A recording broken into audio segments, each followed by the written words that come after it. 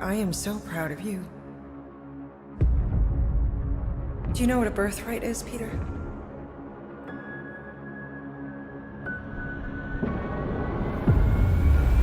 Something that's a part of you. Like your name. Gardeners of the Galaxy? What? No, Rocket. So I let Groot fill out the paperwork.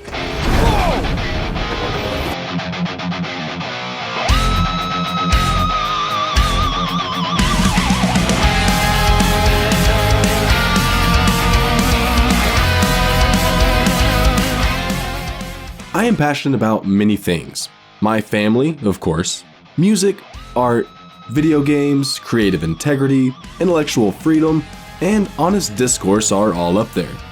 Although the Guardians of the Galaxy are hands down my favorite gang of dysfunctional superheroes, I am not in the least bit passionate about whether Eidos Montreal's new game copies the film's by now canon cast, or even really follows too close to the comics. And if that's something you do care about, well, you do you. I'm more concerned whether the game does a good job of capturing the quirky nature of the characters and their complex dynamics, and hopefully entertains me in the process. Judged by this metric, Marvel's Guardians of the Galaxy is a very good game. Although action and combat play a very large role in Guardians of the Galaxy, this is very much a story and character-centric title, and the Expansive Campaign draws on costumes, iconic locations, many characters and incidents from both the two Marvel Cinematic Universe films, as well as decades of comics, while still telling a specific and coherent original tale, which I won't spoil here. It takes some twists and turns, you see, with more than a few well-earned surprises that seem entirely organic to Guardians lore. It begins with the Guardians attempting to pay off a fine to the Nova Corps, imposed by Star-Lord's ex-girlfriend, Kor-El, and ends with something like the fate of the galaxy hanging in the balance, complete with hints of a larger allegory about the power and abuse of faith. One thing Guardians does well is using humor to dispel some of the heaviness around some genuinely dark themes. You play as Peter Quill, the self-proclaimed Star-Lord, and while all of the Guardians have effectively written and often revealing character arcs, Peter's is probably most layered, as he moves from being a hesitant leader full of hollow bluster to something closer to a genuinely strong guiding force. During the course of the story, he confronts a lot of karma, past events, actions, and incidents that have significant consequences, almost always reflected by his shifting relationships with people in his past or the Guardians.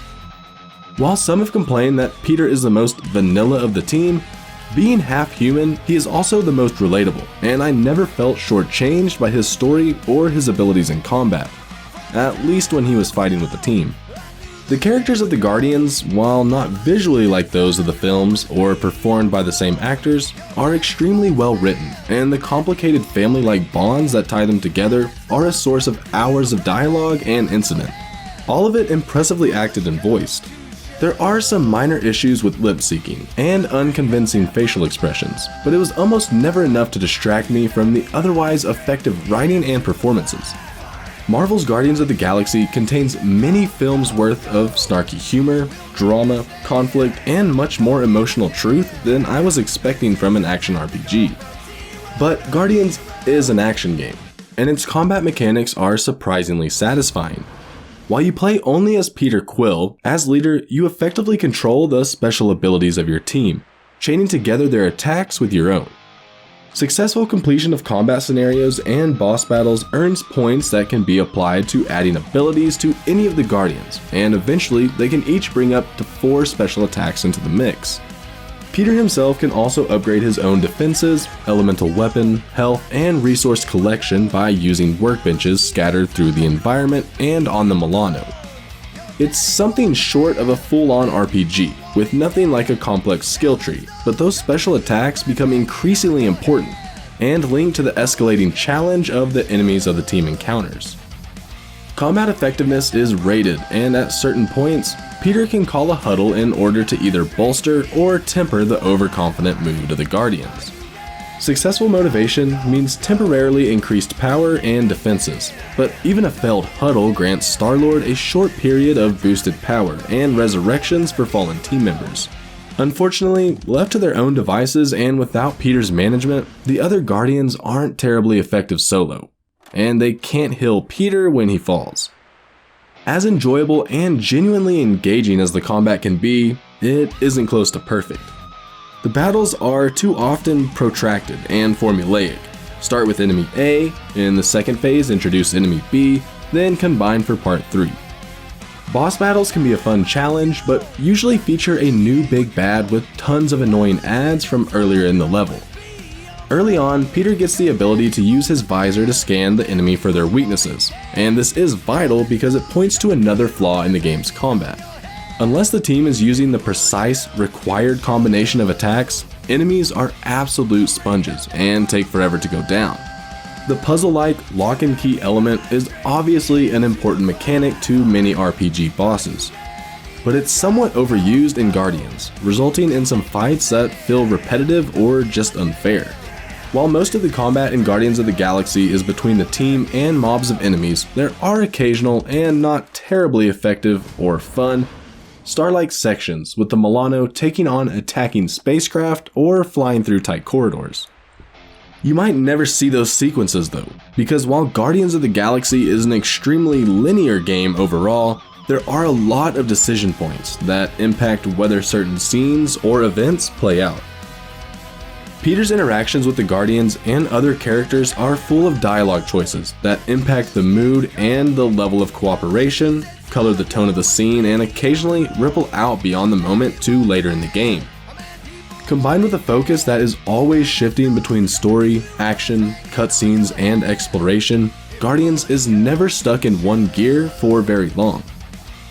Colorful, vivid, and occasionally jaw-droppingly impressive, the game's lighting and environments look great, with some spectacular and imaginative set pieces and many moments of effective world building, even if they are mostly just there for show.